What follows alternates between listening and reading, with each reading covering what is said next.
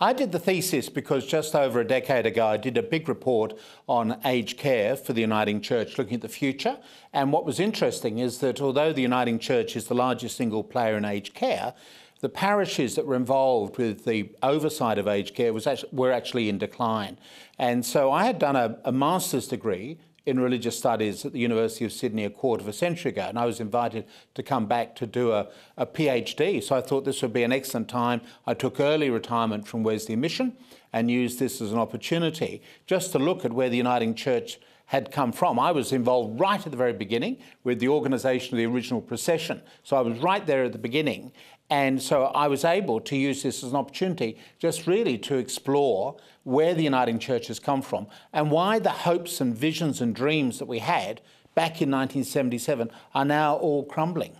The research was drawn mainly from my own experience. So it's a different type of research from most PhD research, which is where people do the research from outside and then interview a lot of the participants. I'm an insider.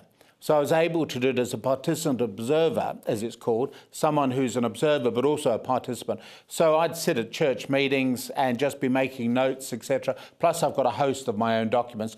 Everything that I use in the doctorate is in the public domain. There are no internal documents.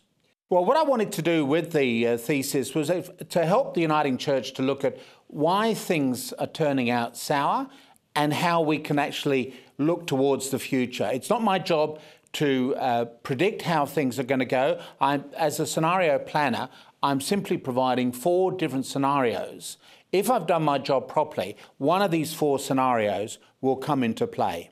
There are basically 3 ways of thinking about the future. One is prediction. So people make predictions about how the economy is going to go, what they're going to do this evening. A second way of thinking about the future is to have a vision and then to work towards that vision.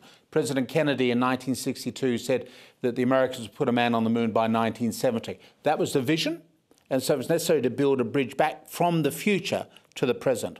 A third way of thinking about the future is to look at the possible futures, not what is being currently predicted, not what you'd necessarily like to see happen, but what could happen. And scenario planning is the technique to help people get a wider perception of the possibilities that could be emerging.